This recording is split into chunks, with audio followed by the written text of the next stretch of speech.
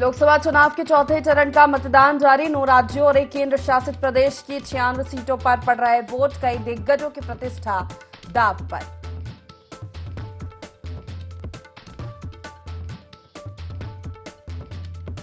मध्य प्रदेश में आज आखिरी चरण का मतदान। मालवा निमाड़ की 8 सीटों पर पड़ रहे वोट। इंदौर में वोटिंग की रफ्तार बहुत धीमी।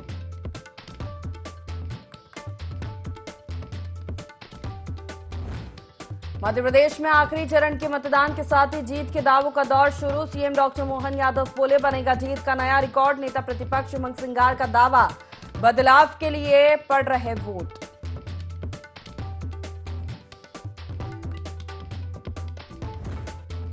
उत्तर प्रदेश की 13 सीटों पर मतदान जारी। अखिलेश यादव की किस्मत का होगा फैसला। सीएम योगी ने मतदाताओं से की वोटिंग की अपील।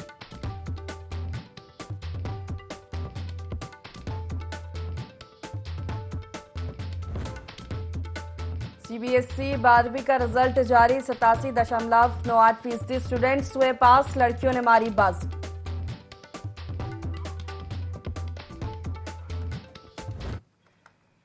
नमस्कार, बहुत स्वागत है आपका। ND24 देख रहे हैं आप। मैं हूं आपके साथ प्रशिता शर्मा। मध्य प्रदेश में चौथे चरण का मतदान लगातार जारी है। कई दिग्गजों की प्रतिष्ठा इस चरण में दांव पर लगी हुई है। मध्य प्रदेश में 3 बजे तक के कुल मतदान प्रतिशत की बात करें तो 59.63% मतदान हो चुका है। उज्जैन में 60.83%, धार में 60.18%, रतलाम में 62.78% मतदान, मंदसौर में 61.58%, देवास में 63.08%, इंदौर में 48.04% मतदान, खंडवा में 59.87%, खरगोन में 63.84% मतदान अब तक हो चुका है। ये मतदान प्रतिशत है 3 बजे तक के।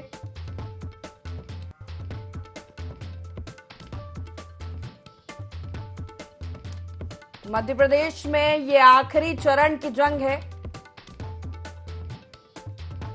आखिरी चरण के मतदान के बाद मध्य प्रदेश की 29 लोकसभा सीटों पर प्रत्याशियों के किस्मत ईवीएम में कैद हो जाएगी। इंतजार रहेगा 4 जून का परिणाम का।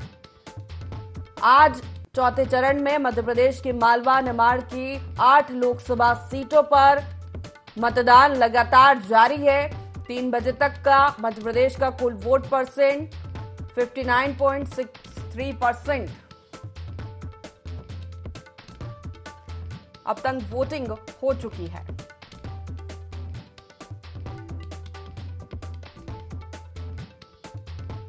तो अच्छा खासा उत्साह मतदाताओं में देखने को मिल रहा है। और मालवा निमाड़ की 8 लोकसभा सीटों पर कांग्रेस बीजेपी में सीधा मुकाबला, टफ फाइट नजर आ रही है। इसी पर चर्चा करेंगे क्योंकि जैसे ही मतदान का समय बीतता जा रहा है, राजनीतिक दलों के दावों का दौर भी शुरू हो गया है। मुख्यमंत्री ने फिर एक बार 29 सीट जीतने का दावा दोहराया। इसी पर चर्चा करेंगे। खास मेहमान जुड़ रहे, सबसे पहले परिचय आपका करा देते हैं। हमारे साथ मध्य प्रदेश भाजपा से प्रवक्ता डॉक्टर हितेश वाजपेयी हमारे साथ जुड़ गए, बहुत स्वागत है आपका। कांग्रेस से पूर्व विधायक शैलेंद्र पटेल जी हमारे साथ जुड़ गए, आपका भी बहुत स्वागत है। वरिष्ठ पत्रकार देवदत्त दुबे जी हमारे साथ जुड़ गए, आपका भी बहुत स्वागत है सर। डॉक्टर हितेश जी, आपसे ही सबसे पहला सवाल है कि 3 बजे तक के वोट परसेंट 59.63% ये सामने आया है। ठीक ठाक वोट परसेंट है पिछले 3 चरणों की अगर बात की जाए। मालवा निमाड़ की 8 लोकसभा सीटों की अगर बात करें तो टफ फाइट यहां पर कांग्रेस बीजेपी में नजर आ रही है। सीधा मुकाबला है, क्या कैसे दिख रहे हैं आप? नहीं, टफ फाइट हम नहीं मानते हैं और ये परसेंटेज 65 के ऊपर जाएगा ऐसी हमारी अपेक्षा है। 66, 67, 68 ऐसा जाना चाहिए। It's a good percentage. और इंदौर में तो हमको पता ही था कि चूंकि बाइपोलर इलेक्शन में जब एक दल है ही नहीं तो स्वाभाविक है एक तरफा चुनाव हो जाता है। तो एक तरफा चुनाव में हम शुरू से कहते आ रहे हैं वोटिंग परसेंटेज डाउन होता है। और खास तौर से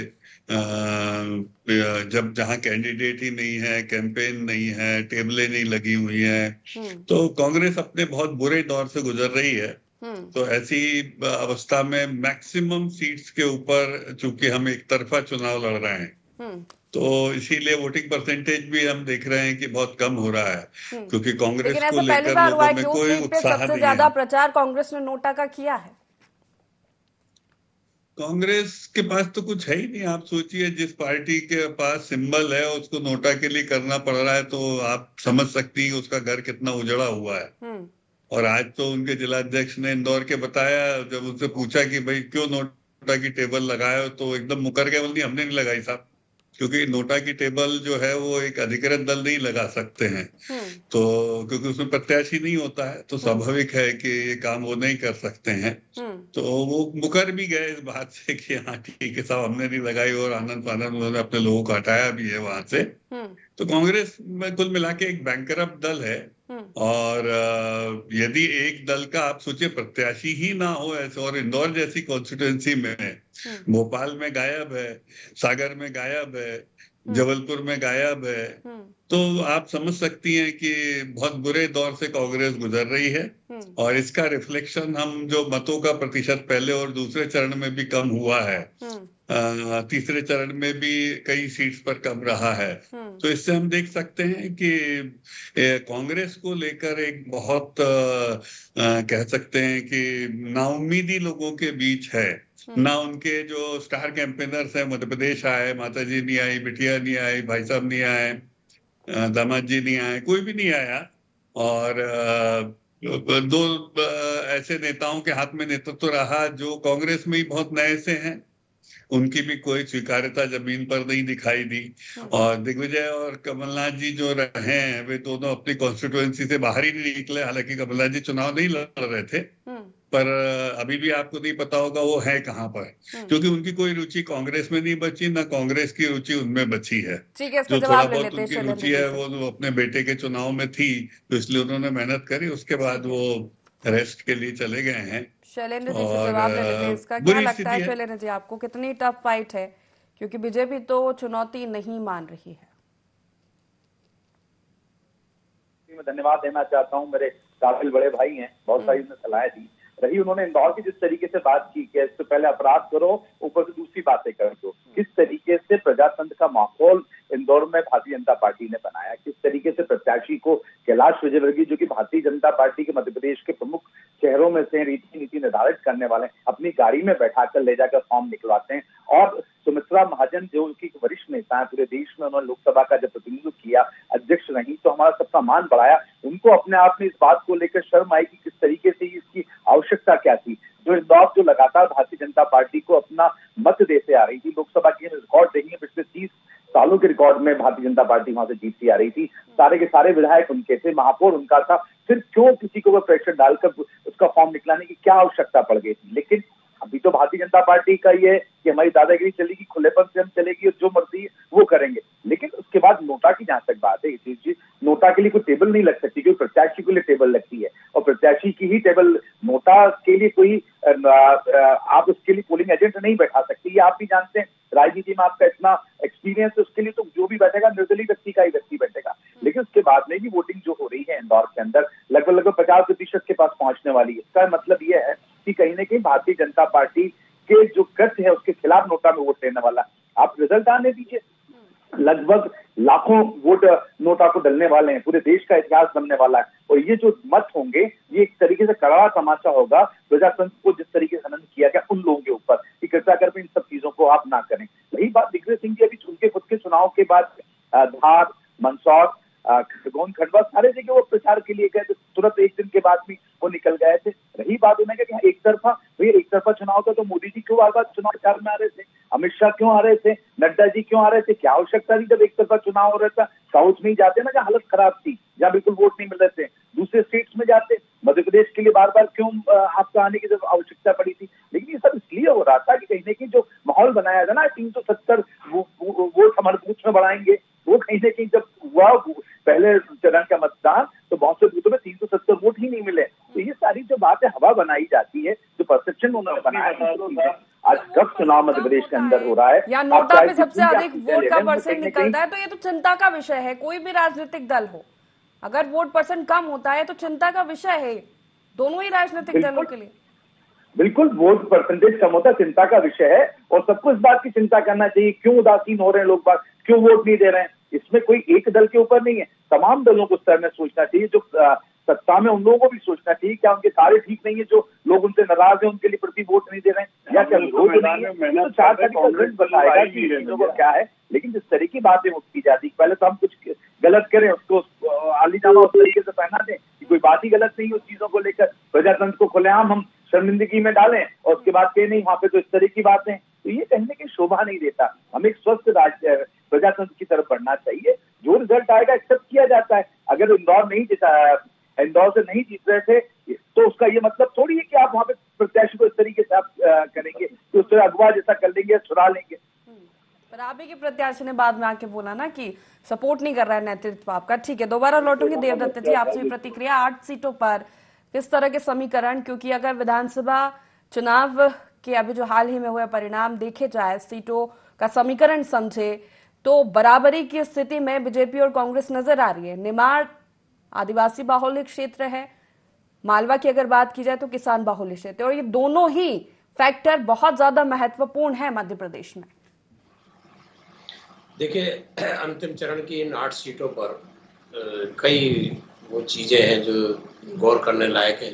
एक तो इसमें मुख्यमंत्री का गृह क्षेत्र उज्जैन है, कांग्रेस के प्रदेश अध्यक्ष का गृह क्षेत्र इंदौर उज्जैन है, मुख्यमंत्री का इंदौर है, जीतू पटवारी जो प्रदेश अध्यक्ष है, उमंग सिंगार का धार है, कैलाश विजयवर्गीय का इंदौर है, उप मुख्यमंत्री देवड़ा, तुलसी सिलावट, दिग्गज नेताओं के क्षेत्र हैं इस क्षेत्र में। और जो 10 सीटें लोकसभा की प्रदेश में आरक्षित हैं उसमें से 5 सीटें इस अंतिम चरण में हैं। और देवास और उज्जैन अनुसूचित जाति के लिए, धार, रतलाम और खरगोन अनुसूचित जनजाति के लिए, तो 5 सीटें आरक्षित हैं। और सबसे बड़ा जो चर्चा का विषय बना प्रदेश में और देश में वो इंदौर बन गया, क्योंकि इंदौर बड़ा संस्कार के लिए जाना जाता है। दूसरा, इंदौर भाजपा का एक ऐसा गढ़ बन चुका है कि पार्षद से लेकर पार्लियामेंट तक वहाँ भाजपा जीतती है। पिछले चुनाव में शंकर लाल वानी 5.5 लाख वोटों से भी ज्यादा से प्रदेश में सर्वाधिक मतों से जीते। लेकिन जो घटनाक्रम हुआ, कांग्रेस ने ऐसे प्रत्याशी को टिकट दिया जो नाम खुद वापस लेके आ गया 3 बजे और आखिरी समय कि कांग्रेस के पास कोई विकल्प नहीं बचा, और भाजपा ने उसको बड़े रणनीति के तहत ले आए, उसको बड़ा उत्साह मना रहे थे। लेकिन इंदौर की जनता थोड़ी संस्कारवान, उसको ये सब पूरा घटनाक्रम अच्छा नहीं लगा और आज ये मतदान के प्रतिशत में भी परिलक्षित हो रहा है। वो दोनों दलों से अपेक्षा नहीं थी। कांग्रेस को अच्छे कम से कम प्रत्याशी तो ऐसे देना चाहिए जो किसी भी परिस्थिति में न दबाव में, न प्रभाव में, न स्वभाव में कभी बदले ना, क्योंकि मतदाता तो अवसर उसको 5 साल में मिलता है ना वोट डालने का, उसका अधिकार है। देवदत्त जी 2 मिनट में आपको रोकना चाहूंगी यहाँ पर, आप अपनी बात पूरी रखिएगा कि ये जो इंदौर में जो घटनाक्रम हुआ है इसका ये जो ड्रॉबैक है बड़ा है, किसके लिए नुकसानदायक हो सकता है। इंदौर में जिस तरह का घटनाक्रम हुआ और उसके बाद कांग्रेस के लिए नुकसानदायक हो सकता है, लेकिन ये बीजेपी को भी नहीं मानना चाहिए कि उसके लिए इसका फायदा होगा। बिल्कुल किसी के लिए नहीं, क्योंकि जनता अलग तरीके की है, वो अपना फैसला खुद सुनाना चाहती, आपके ऊपर नहीं वो निर्भर करना चाहती कि आप इसमें क्या करेंगे, वो खुद अपना फैसला देना चाहती है। जीतना वहाँ बीजेपी को, प्रत्याशी कांग्रेस का लड़ता, अभी बीजेपी वहाँ जीतती और अभी बीजेपी वहाँ जीतेगी, ये तो तय है। लेकिन जनता को ये मंजूर नहीं है। जनता सोचती कि मेरा जो अधिकार है उसका उपयोग मैं ही करूंगा, और इसीलिए शायद आप देख रहे होंगे कि मतदान कम हो रहा है। ये बड़ा चिंताजनक हो सकता है, क्योंकि इंदौर तो बड़ा जागरूक शहर है जो स्वच्छता में लगातार देश में नंबर 1 आ रहा है। तो ऐसे शहर में मतदान कम होना मुझे लगता है कि ठीक संदेश नहीं है। ये दोनों दलों को ही समझना चाहिए कि उसकी लोकतांत्रिक प्रक्रियाएं इस तरह से संपन्न हो कि जिसमें जनता को उसके अधिकार से वंचित ना किया जाए। उसकी पूछ परख कब होती है? 5 साल में ही तो होती है। तो अब एक मतदाता ऐसा है जो समझ रहा है कि भाजपा जीत रही है इसलिए वो वोट डालने नहीं जा रहा। दूसरा ये भी सोच रहा है कि हम नोटा को दे भी आएंगे, डाल भी देंगे वोट, तो उससे होना जाना क्या है, जीतना तो भाजपा ही को। इस तरह की मनोदशा बनती है, क्योंकि वो यदि हराना है तो वो जनता ही हराएगी कांग्रेस को। आपको अधिकार नहीं देती वो कि आप प्रत्याशी वापस करा लो और आप जीत जाओ। इस तरह की मुझे मानसिकता समझ में आ रही है। ये होता ही है, कई बार देखा होगा आपने, जब कमलनाथ में एक बार छिंदवाड़ा में अपनी पत्नी को इस्तीफा दिला के चुनाव कराया, तो जनता ने नामंजूर किया, जबकि वो लगातार जीत रहे थे, लेकिन तभी वो चुनाव हारे। ऐसा कई बार कुछ जगह ऐसा भी देखा कि दोनों दलों ने प्रत्याशी यदि जनता के मन के नहीं दिए, या तो वो निर्दलीय को जिता देते या कहीं कहीं उन्हें किन्नर को चुनाव जिताया। ये जनता है, बड़ी जागरूक है, स्वाभाविक रूप से इंदौर की जनता अपेक्षाकृत ज्यादा जागरूक है। उसके कई जो हम स्वच्छता में ही उसको एक पैमाना यदि मान लें तो लगातार 7-8 वर्षों तक नंबर 1 पे आना ये बहुत बड़ी बात है कि शहर की जनता ने कितना उसमें वो अपना श्रम किया होगा, कितना योगदान दिया होगा। तो ऐसी जनता को पर्याप्त मौका मिलना था कि वो अपने विवेक से चुनाव करती। हो सकता है वो और ज्यादा मतों से हरा देती कांग्रेस, लेकिन आपको अधिकार नहीं है, ना आपको उस पर खुशियां मनाने का वो है, वो ही निर्णय करना चाहती है। खैर जो हो गया तो हो गया, आगे के लिए राजनीतिक दलों को सबक लेना चाहिए कि वो कोई निर्णय ऐसा ना करे जो जनता को थोपा हुआ लगे। ये इंदौर का मुझे लगता संदेश है, और बाकी संदेश क्या है वो तो 4 जून को पता चलेगा कि जनता ने क्या जनादेश दिया है। बिल्कुल वाजपेयी जी, जिस तरह की देवदत्त जी ने कहा, निश्चित तौर पर चिंता का विषय है कि चुनाव के एन वक्त पर अगर इस तरह की परिस्थितियां बनती है तो विश्वसनीयता पर भी सवाल खड़े होते हैं। और लगातार विपक्ष आप पर यह आरोप लगा रहा है कि आप प्रेशर बिल्डअप करके पार्टियों को, दूसरी पार्टियों को तोड़ने का काम आपने किया है। इतने कमजोर है कांग्रेस वाले, इतने कायर हैं, बिकाऊ हैं। ये कैसे कांग्रेसी है? ये तो कहते हैं हमने आजादी की लड़ाई लड़ी, अंग्रेजों से लड़े, और उसके बाद ये यदि इनको लगता है ये बिकने लगे हैं तो ये तो इनकी समस्या है ना साहब। अब हम लोग जाके थोड़ी ना कांग्रेस को सुधार करेंगे, और यदि यही अपेक्षा है तो राहुल गांधी बता दें, खजुराहो में लोटा पे लड़ते हैं, इंदौर में नोटा पे लड़ते हैं, दिल्ली में उनके नेता खोटा के रूप में घूमते हैं, तो क्या करें? अच्छा इसका बताइए आप। मतलब हम अपनी पार्टी को, अपने एजेंडा को आगे लेकर जाएं, अपनी सभाएं रखें, हम अपनी 370 की चिंता करें, 35A की चिंता करें, राम मंदिर की चिंता करें, यूनिफॉर्म सिविल कोड की चिंता करें, ट्रिपल तलाक की चिंता करें, हलाला की चिंता करें, या इन लोगों की चिंता करें जिनका कोई नहीं, जिनका विजन ही नहीं समझ में आता। ये बोलते हैं हम आधी संपत्ति लोगों की ले लेंगे। कहाँ से ले लोगे भाई? जनता तुमको पसंद ही नहीं करती, उठने ही नहीं देती है। अच्छा जनता छोड़ो, कोई कैंडिडेट नहीं मिल रहा है इनको कहीं। सागर में देवदत्त जी सागर से ही आते हैं, बताइए कोई लोकल कैंडिडेट ही नहीं मिला। इंदौर में भी यही स्थिति हुई, इनको कोई लड़ने के लिए नहीं तैयार है वहां पे। भोपाल में यही स्थिति इनकी हुई। तो इसका अच्छा हम क्या करें? मतलब मैं तो जाके लड़ नहीं सकता कांग्रेस की तरफ से, पटेल साहब, लेकिन सवाल तो खड़ा हो जाता है ना कि नामांकन वापस ले दे तुरंत बीजेपी में अगर कोई शामिल हो जाए, तो सवाल तो खड़ा हो जाता है कि एकदम ऐसा क्या परिस्थितियां बन गई, विचारधारा बदल गई।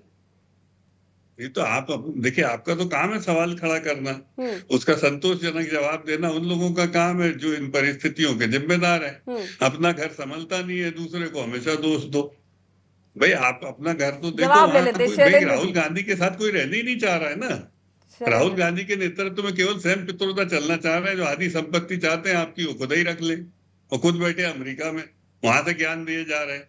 तो ऐसा कैसा दल, क्या हो गया इस कांग्रेस को? आप बताइए, जो इतनी बुरी स्थिति में पहुंच गई है कि नोटा और लोटा के बीच में झूल रही है।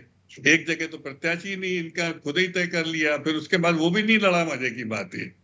तो ऐसे ऐसे केवल सारी चीजों के लिए भगवान को दोष दे देने से थोड़ा ना सब कुछ होता है। और भगवान को मानते नहीं हो आप।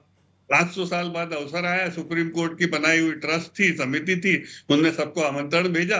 कोर्ट के निर्णय से भैया बहुत बढ़िया वहां पे राम मंदिर बन के तैयार हुआ। जवाब ले लेते हैं शैलेंद्र जी, जवाब दे जैसे व्यक्ति उसकी संगठन में मजबूती नहीं है, कोई पार्टी में आपके रहना नहीं चाहता है, क्या लोग इतने डरे हुए हैं कि बीजेपी में शामिल हो जा रहे हैं? क्या रणनीतियों पे काम किया जा रहा है? कांग्रेस पार्टी ने ऐसा क्या करते हैं जो डर जाते हैं?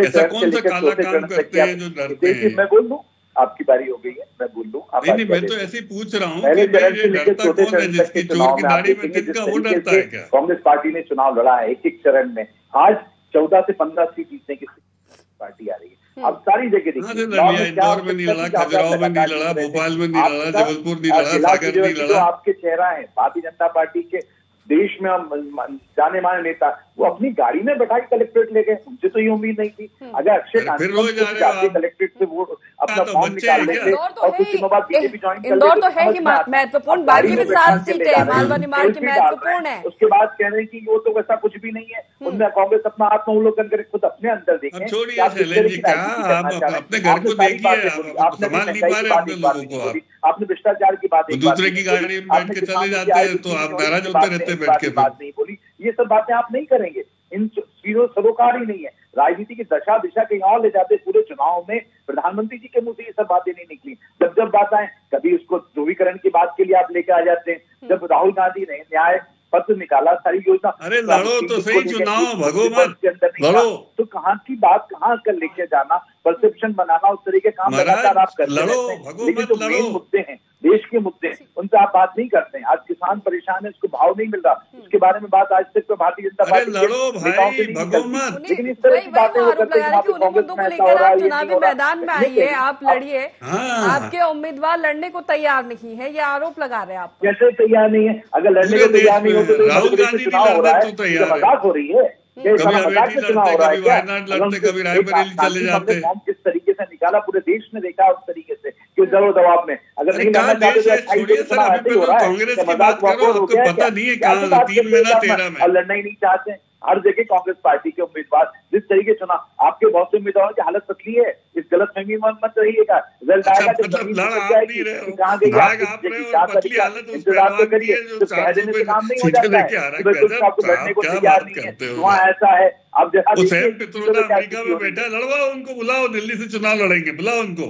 सत्यनारायण गंगाराम पित्रोदा को बुलाइए, आप हाजिर कीजिए लोकतंत्र के दफ्तर में। बुलवा रहे हैं शैलेंद्र जी, सत्यनारायण गंगाराम पित्रोदा। ठीक है, ठीक, बोलिए क्या बोल रहे थे? जरा आके बताएं कि आधी संपत्ति ले लूंगा तो फिर लोग बताएंगे लोकतंत्र में क्या करेंगे। वो लड़िए ना, आप बोल दीजिए, उनकी आवाज नहीं आ रही, वो क्या बोल रहे हैं, आप रिपीट कर दीजिए। वो कह रहे हैं कि दिल्ली से आप पित्रोदा जी को बुला लीजिए चुनाव लड़ने के लिए। क्या आवश्यकता लड़ने के लिए? अब उनके एक बयान को आप उस तरीके से कह रहे हैं, कांग्रेस पार्टी ने उससे पढ़ला जान किया, उस चीजों को उनका ऑफिशियल तो हमने दिलाया क्या बयान? तो ऐसे बयान और चुनावी समय में ये नुकसान पहुंचा सकते हैं ना, ये बहुत सेंसिटिव समय होता है। आपने जो कहा था कि 27 रुपए गेहूं के मिलेंगे, क्या होगा? 31 रुपए धान के मिलेंगे, उसका क्या हुआ? सारे मुद्दे ना मजबूती के साथ जनता के बीच पहुंचाने में विपक्ष कितना कामयाब हुआ है, यही सवाल है। या मोदी जी ने जो ठीक है, देवदत्त जी, आपसे इसी पर प्रतिक्रिया चाहूंगी। वो आप बात नहीं करेंगे। मजबूती की अगर बात की जाए और जिस तरह की परिस्थितियां इस बार के चुनाव में हमने देखी है कि एक तरफ बीजेपी क्लीन स्वीप का टारगेट लेकर चल रही है और वो इतनी कॉन्फिडेंट में है कि मध्य प्रदेश के 29 लोकसभा सीटें वो जीत लेंगे। देखिए, भाजपा का ऐसे नहीं यहाँ तक पहुंची, लंबा संघर्ष है। 20-25 साल विपक्ष में रहे, लेकिन कोई विधायक कभी ऐसा नहीं आया कि तोड़ के एंड टाइम पे कोई प्रत्याशी वापस ले लिया गया हो, कांग्रेस में चला गया हो। तो ये गढ़ा जाता है, जैसे संगठन के माध्यम से संस्कार दिए जाते हैं पार्टी के प्रति समर्पण। तो ऐसे जब संस्कार पढ़ते तब प्रत्याशी नहीं भागता, अन्यथा दुनिया को दोष देने से कोई फायदा नहीं। वो तो दुनिया तो खरीदने बैठी है, आप बिकने क्यों तैयार है? ये वाली बात कांग्रेस में समझना चाहिए कि ऐसे तैयार करें लोग जो किसी भी हालत में टिके नहीं, बिके नहीं, ऐसे वाले लोग तैयार करें, तब जाके, क्योंकि लोकतंत्र में जरूरी है कि विपक्ष भी मजबूत हो। देखिए, आज विपक्ष मजबूत होता तो अभी 60 और 70% पे इंदौर का मतदान होता, क्योंकि बहुत जागरूक शहर है। क्योंकि जब दो प्रतिस्पर्धी दौड़ते हैं तो लास्ट मूवमेंट में आप देखिए सेकंडों में एक दूसरे को क्रॉस करने के लिए पूरी ताकत लगाते हैं। अब जब अकेला दौड़ रहा है तो वो दौड़ेगा, कितना दौड़ेगा, कितना तेज दौड़ेगा, कितना चलेगा? तो प्रतिस्पर्धा भी जरूरी है, मतदाताओं को अपना निर्णय देने की भी एक आजादी है, सब चीजें ठीक है जब दोनों पक्ष में। तो कांग्रेस को वाकई में इस चुनाव के बाद तो बहुत चिंतन गहन बनने की जरूरत है। उसके कैसे तपे तपाए नेता सुरेश पचौरी से लेके और यहाँ प्रत्याशी तक कितने लोग उसके चले गए, और समझौता भी ऐसे दल से किया कि खजुराहो में वो सपा का प्रत्याशी को अपना नामांकन पत्र खारिज करवा दिया। तो ऐसी सब चीजें इससे सीखने की जरूरत है। बिल्कुल। भाजपा के इतिहास से सीख लो। तो उसने 25 साल उसके विधायक विपक्ष में रहे। यही इंदौर में कैलाश विजयवर्गीय, बुंदेलखंड में गोपाल भार्गव, ऐसे कई नेता हैं जो विपक्ष में तपे तपाए और आज पार्टी को बड़े अच्छे से ले जा रहे हैं, लेकिन कभी गए नहीं, संघर्ष करते रहे। और यहाँ तो संघर्ष की जैसे क्षमता ही खत्म हो गई है। तो जो देखो वही सत्ता के साथ, सुविधा के साथ। और भाजपा ने भी जो कांग्रेस मुक्त का नारा दिया, उसके लिए अवसर था कि जो आ रहा, उन्होंने एक तरह से ज्वाइनिंग कमेटी बना के द्वार खोल दिए और प्रयास भी किए होंगे अंदरूनी तौर पर। तो सब ये आ रहा था। इससे बड़ा वो मतदाता ऐसा लगता है उसको जैसे 3 विधायक चले गए कि हमने चुना था आपको 5 सीट के लिए किसी दल में, आप वहां चले गए। ये विसंगतियां ना हो, एक वही आखिरी में विश्वसनीयता पर ही सवाल खड़े होते हैं। और लेकिन मतदाता जागरूक है, उसे पता है कि किन मुद्दों पर उसे मतदान करना है और किसे सत्ता के सिंहासन पर बैठाना है। आप तीनों मेहमानों का बहुत शुक्रिया हमारे साथ इस चर्चा में शामिल होने के लिए। तो आखिरी चरण की ये जंग है। मध्य प्रदेश में 8 लोकसभा सीटों पर मतदान जारी है, अभी समय है। तो IND24 भी आप सभी से यही अपील करता है कि अपने मताधिकार का उपयोग करें, मतदान जरूर करें। फिलहाल इतना ही। आप बने रहिए IND24 के साथ। नमस्कार।